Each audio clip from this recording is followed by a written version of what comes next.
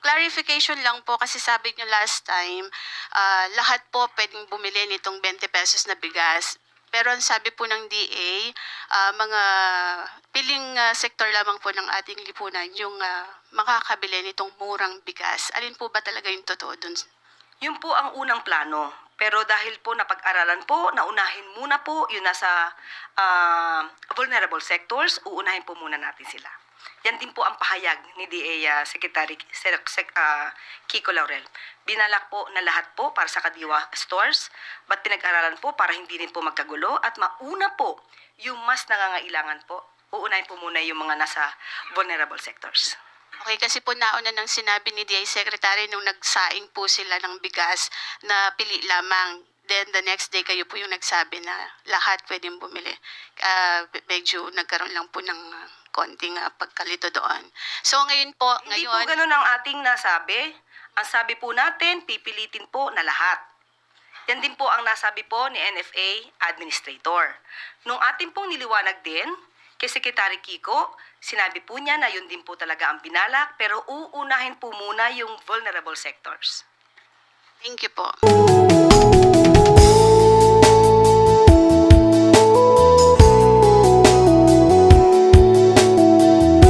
Yung cost ng iyong pag-utang.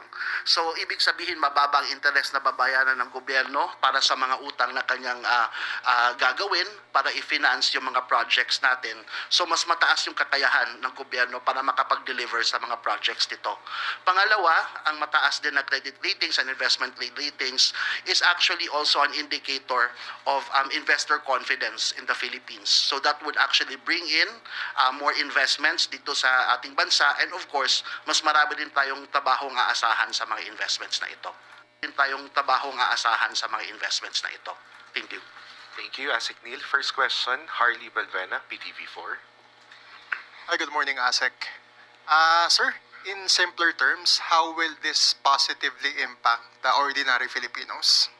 Yes, as we mentioned, no. So first and foremost, since mataas yung credit rating mo, mas mababa yung interest na babayaran kapag nangutang yung Pilipinas para isuportahan yung mga projects niya. So mas kung ganito yung mangyayari, mas mataas yung kakayahan natin para ma-deliver ng projects kasi makakahanap tayo ng mas murang paraan ng pagpondo nito. Pangalawa, since maganda yung credit rating mo, yung mga investors makikita nila na magandang investment destination ang Pilipinas. So pag mag-invest sila dito, definitely makaka-generate ng trabaho. And it's particularly important ito ngayon kasi kung titignan nyo sa nangyayari dito ngayon sa trade tensions natin, yung tariffs ni Philippines relative to other ASEAN countries, mas mababa siya. So, yun pa lang, medyo nakakapag-attract na investments yon. Tapos, yun, may ka pa, may magandang credit rating ka pa. So, marami kang magandang balita na may bibigay sa investors na para pumasok dito. Next question, Alvin Baltazar, Radyo Pilipinas.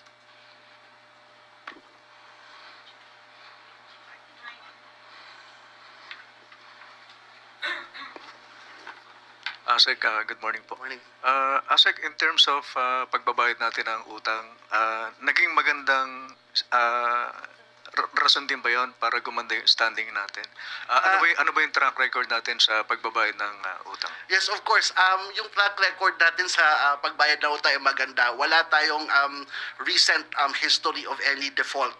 So that in itself was a good basis for us to actually have an affirmed rating of investment grade. ASEC, since yung kailan, ano yung coverage ng magandang track record natin sa pagbabayad ng utang? Since when, ASEC? For the I can give you kung nag-start tayo ng BBB rating was actually as far back as 2017. The BBB rating from Fitch. Thank you po, ASEC. Do we have more questions for Asik Neil? Is it clear?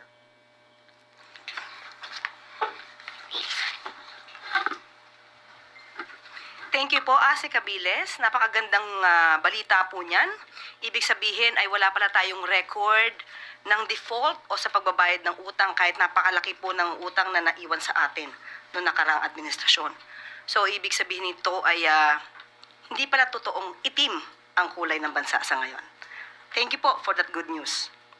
At handa na po tayong tumugon sa inyong mga katanungan. Okay. Yusek Claire, first question po, Alvin Baltasar, Radyo Pilipinas. Yusek, good morning po ulit. Yusek, kakamustahin lang po yung turnout nung launching ng pagsisimula ng 20 pesos per kilo ng bigas. Ano pong feedback pati doon sa quality ng rice na pinamahagi kahapon?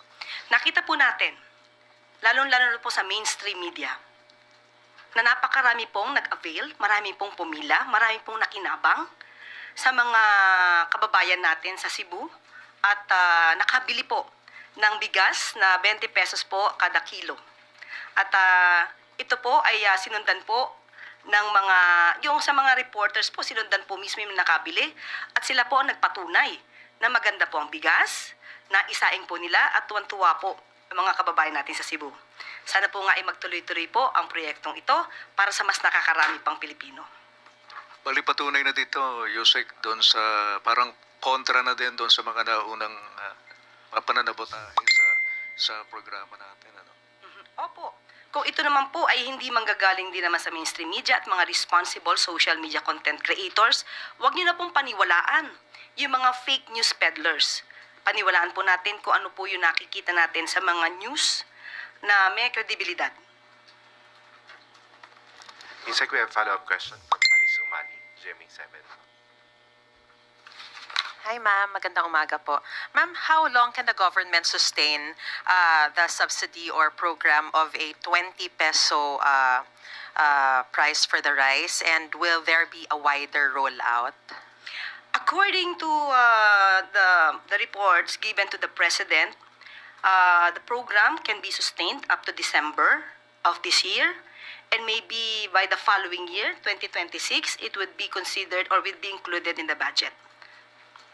Ma'am, may tatanong lang po ako kasi meron po kami reporter, I just forgot where he was last night, pero meron daw area na hindi natuloy yung 20 pesos. Meron po bang nakarating na ganito sa inyong na information? Sa Cebu? Sa Kadiwa po, ma'am. Ng Cebu? Yes. Opo. Parang hindi ko alam kung saan exactly, pero meron pong nakarating na hindi raw po natuloy doon sa particular area na yun. Meron po bang ganitong nakarating sa inyo? And kung ano yung dahilan bakit hindi natuloy doon sa area? Sa ngayon po ay wala pa po tayo nadinig na ganun pong balita, pero i-follow up po namin at aalamin namin kung totoo may nangyaring ganun po at kung ano yung maaari naging dahilan, kung meron man po. Another follow-up question po from Maricel Halili. Yusek, magandang umaga po. May update na po ba tayo tungkol dun sa nirequest na exemption for the 20 pesos per kilo ng bigas? Pinayagan din ba sila na maibenta outside Cebu but within Visayas? Sa ngayon po, itong oras na to, itong minuto na to, ay wala pa pong napaparating sa akin kung napayagan po ng COMELEC yung exemption. Pero makatapos po ng press briefing, kakausapin po natin si DA Secretary Kiko kung ano man po ang pinaka-latest dito. Dalawa. Sorry. Maris Umali. Ang sabi po, ma'am, sorry, hindi po pala sa Cebu. Kadiwa Store sa Bureau of Plant Industry sa San Andres, Malate. Halos likod lang ng church. Dahil po ba hindi kasama siya supposedly doon sa 20? Sa Cebu po, supposed to be kasi ang launching po sa Visayas Cebu lamang. Avenue ay ngayon. So, since kung hindi pa po ito pinayagan ng COMELEC, hindi po siya magro-roll out doon. Kasi po supposed to be ang launching for that Visayas Avenue sa Bureau of Animal Industry. Tama po ba? Bureau of Plant Industry po. Kasi supposed to be ang launching is Bureau of Animal Industry. Yung launching ng NFA. Okay. Pero hindi pa po kami nabibigyan ng update patungkol po doon. Kasi ang rollout po talaga is sa Cebu, Kadiwa Store sa Cebu. So that's the only reason? Yes. Hindi dahil kulang ng supply, Ay, hindi walang po. naging problema? Marami po tayong supply sa ngayon. Okay. And yung sinasabi niyo po na it will be sustained until December, yung wider rollout po ba to different sectors, posible po ba yun? Or it will just be for the indigent only in the meantime? Yes, for the meantime, only for those vulnerable sectors po. Another follow-up question from Eden Santos, 25. Good morning po, Yusek. Clarification lang po kasi sabi niyo last time, lahat po pwedeng bumili nitong 20 pesos na bigas. Pero ang sabi po ng DA, mga piling sektor lamang po ng ating lipunan yung makakabili nitong murang bigas. Alin po ba talaga yung totoo dun? Yun po ang unang plano. Pero dahil po napag-aralan po, naunahin muna po yung nasa vulnerable sectors, uunahin po muna natin sila. Yan din po ang pahayag ni DA Secretary Kiko Laurel. Binalak po na lahat po para sa kadiwa stores, but pinag-aralan po para hindi rin po magkagulo at mauna po yung mas nangangailangan po. Uunahin po muna yung mga nasa vulnerable sectors. Okay, kasi po nauna nang sinabi ni DA Secretary nung nagsaing po sila ng bigas na pili lamang. Then the next day kayo po yung nagsabi na lahat pwedeng bumili. Medyo nagkaroon lang po ng konting pagkalito doon. So ngayon po, Hindi po ganun ang ating nasabi. Ang sabi po natin, pipilitin po na lahat. Yan din po ang nasabi po ni NFA Administrator. Nung ating pong niliwanag din, kay Secretary Kiko, sinabi po niya na yun din po talaga ang binalak, pero uunahin po muna yung vulnerable sectors. thank you po. Next question, Tristan Nadalo, Newswatch.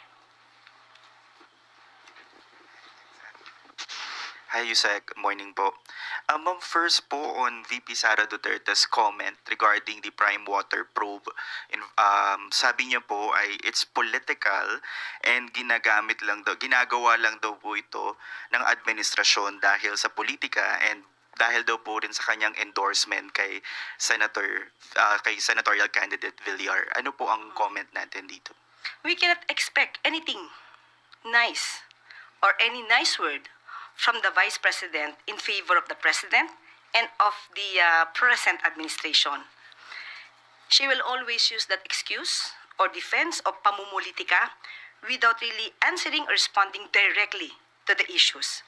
Unang-una po, since 2023, nung pumutok na po ang patungkol sa confidential funds at na ito ay nagasto sa loob lamang ng 11 days, yan din po ang kanyang nasabi. Napakaagang pamumulitika. Ngayon po, may issue pa rin po tungkol sa 12.3 billion na COA findings patungkol po sa DepEd unsettled financial transactions ng DepEd sa pamumuno po ni VP Sara. Yan pa rin po ba ang sasabihin niyang pamumulitika? Ngayon, patungkol po dito sa pagpapaimbestiga ng Prime Waters, tandaan po natin, marami na po na mga kababayan natin, ang customers po ng Prime Water, na siyang umiiyak. Hindi po ito bago. Kaya po nakakapagtaka kung bakit hindi ito nasolusyonan sa nakaraang administrasyon. Well, anyway, namayagpag naman po ang Prime Waters noong taong 2018 sa panahon po ni dating Pangulong Duterte.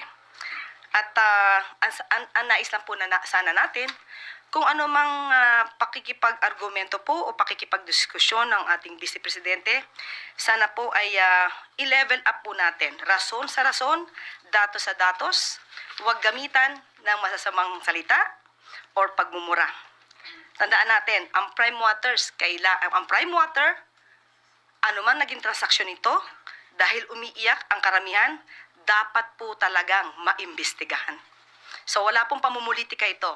Hindi po lahat ng ginagawa ng administrasyon para sa taong bayan ay pulos or pamumulitika. Kailangan pong trabahuhin, obligasyon po ng gobyerno at ng Pangulo na tugunan ang lahat ng hinaing ng taong bayan. Yusek, we have a follow-up question from Pia Gutierrez, ABS-CBN.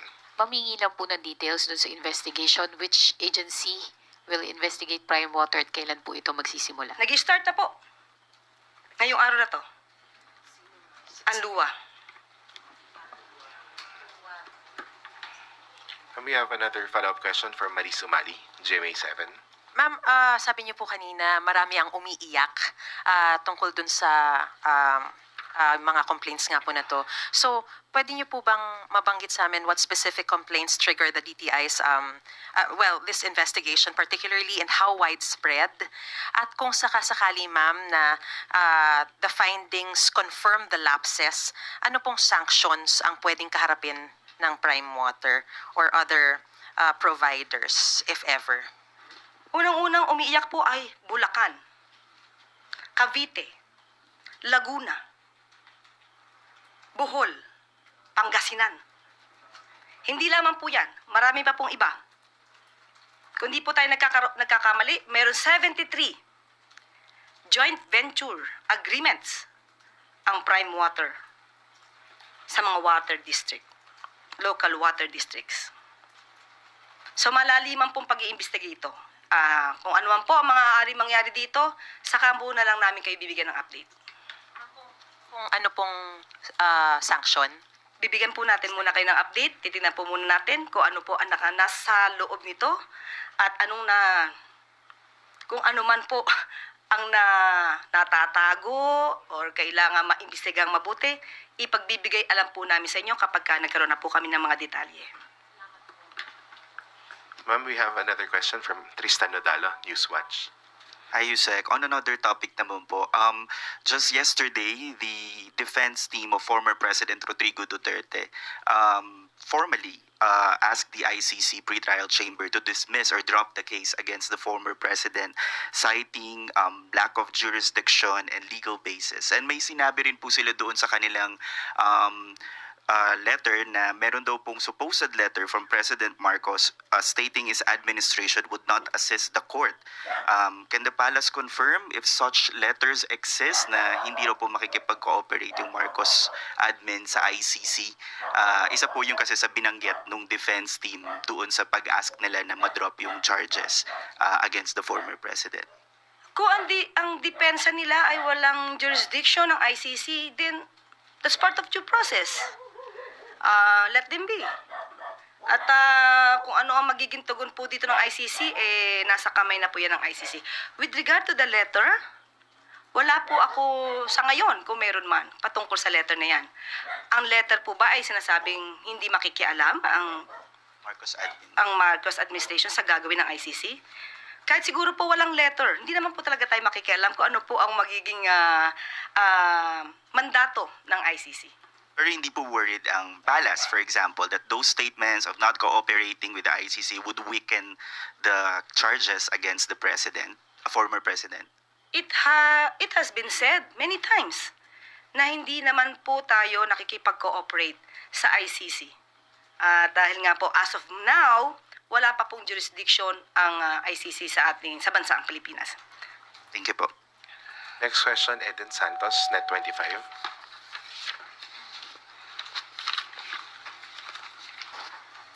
Yusek, sabi po ni Vice President Sara Duterte, impeachable offense daw po yung ginawa ni Pangulong Ferdinand Marcos Jr. o ng gobyerno sa pagsuko sa ICC kay FPRRD. At hindi po ba nababahala dito si Pangulong Marcos na baka pwede rin pong ibalik sa kanya at pwede siyang kasuhan po ng impeachment or pwede siyang ma-impeach sa ground po ng sinasabi niyang betrayal of public trust. So ang tanong kung nababahala ang Pangulo, hindi po. Next question. Next question, Jinky Baticados, IBC 13. Good morning, ma'am. Ma'am, yesterday po, the President announced about the reduce ng SSS and calamity loans po, ma'am, no? Sa interest rate po nila, and it will be effective po on July. So, may you please expound further on this po, ma'am, and what does it mean for current and future borrowers? Napakagandang pong balita niyan. Ito po ang nais po kasi ng Pangulo sa programang ito ay magkaroon po talaga ng poverty reduction. Kapag ka po nalaman natin na yung interest po ay bababa para sa mga kababayan natin na may kasalukuyang utang sa SSS, maganda pong balita yan. Para po kahit po yung kanilang kinikita o yung kanilang konting savings para maibayad ay mababawasan yung kanilang pagbabayad sa kanilang mga utang dahil liliit po ang interest. So, yun po yung nais ng ating Pangulo at ito po ay para sa mga tataong bayan para po kahit paano maibsan ang kanilang kahirapan o nararamdamang kahirapan sa kasalukuyan. Kaya muli sasabihin natin, hindi po talaga kulay itim ang bansa. Yusek also po, kahapon din, in-announce po din niya sa wage board, no, he actually gave directive na dapat they have to review further the minimum wage in the respective areas po. May timeline pong binigay ang Pangulo sa kanila. Okay, sa kasulukuyan po, dapat po na malaman din po ng ating mga kababayan na lahat po ng region natupad po ang utos ng Pangulo na taasan po ang salary or minimum wage through a regional tripartite board. Nabigyan po ito for the whole 2025, nabigyan po na taasan po. At ngayon, sa kasalukuyan, pag-aaralan muli para naman sa susunod na taon. Opo, ganun po yun. So, para po ito sa mga manggagawang Pilipino po. Yusek, we have a follow-up question from Ann Soberano, Bombo Radyo.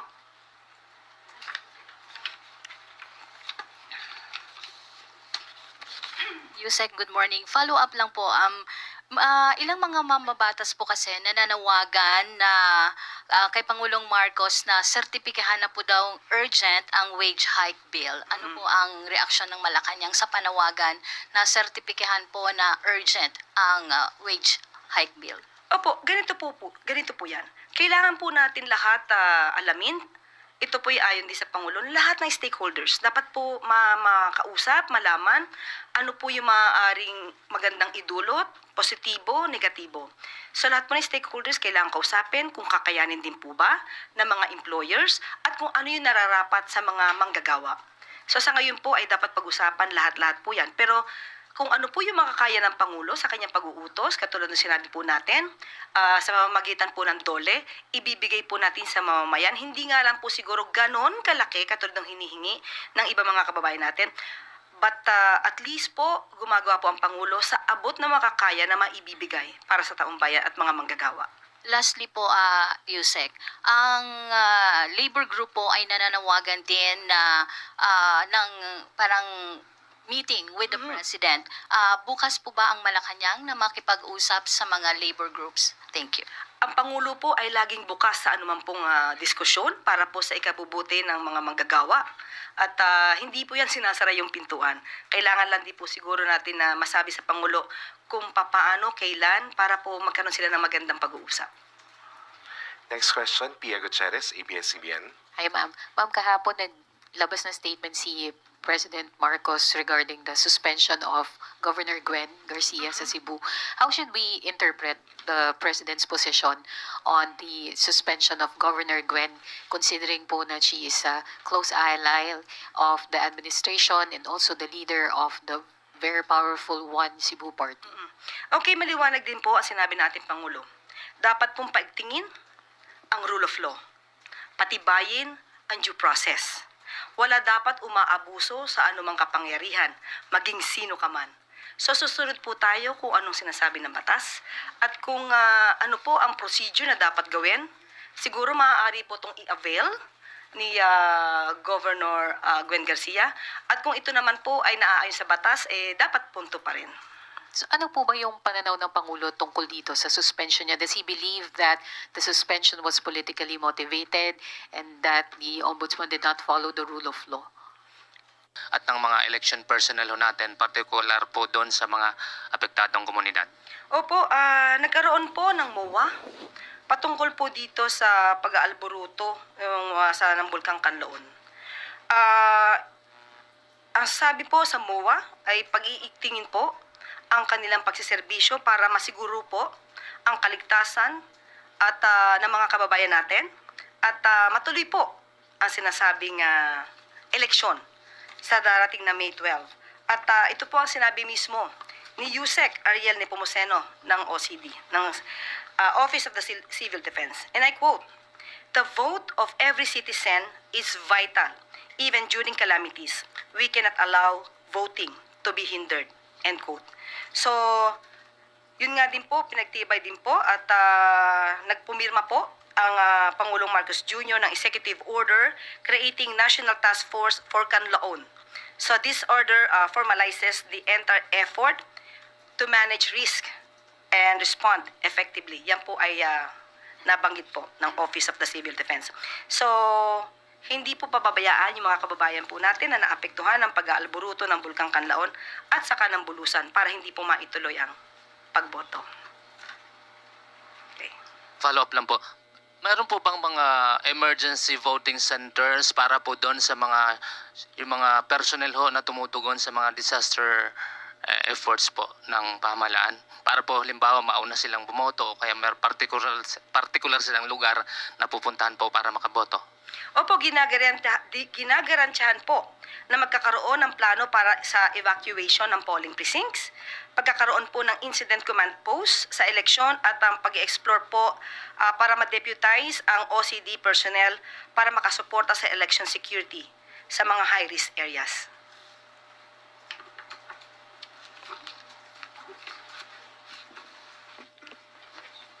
Follow-up question, Vance Fernandez. Ma'am, on Governor Gwen, regarding dun sa kanyang pagmamatigas na ayaw niyang bumaba sa pwesto, papayuhan kaya to ni Pangulong Ferdinand Marcos? Maliwanag nga po, sinabi ni Pangulong Marcos, dapat sundin ang batas. So kung ano po inaayon sa batas, yun din po ang dapat sundin, walang dapat umabuso.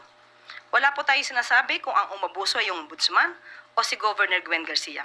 Kung ano po nasasaad sa batas, kung may depensa naman po si Governor Gwen Garcia at sinasabi na hindi dapat magpatupad ng suspension sa loob ng 90 days during the election period, kung yun po ang nasasabi ng batas, yun po yung sundin. Thank you, ma'am. Bago po tayo magtapos, bilang update sa inisyatibo ni Pangulong Marcos Jr. na magbigay ng libreng sakay sa LRT1, LRT2 at MRT3. Umabot sa higit 1.2 million commuters ang nakinabang sa unang araw ng Labor Day bilang sakay noong April 30. Nauna nang sinabi ng Pangulo na ito ay isang pagbibigay pugay sa mga manggagawa at sa kanilang kontribusyon sa ekonomiya at sa lipunan. Tatakbo ang libreng sakay para sa lahat sa LRT1, LRT2 at MRT3 hanggang bukas, May 3.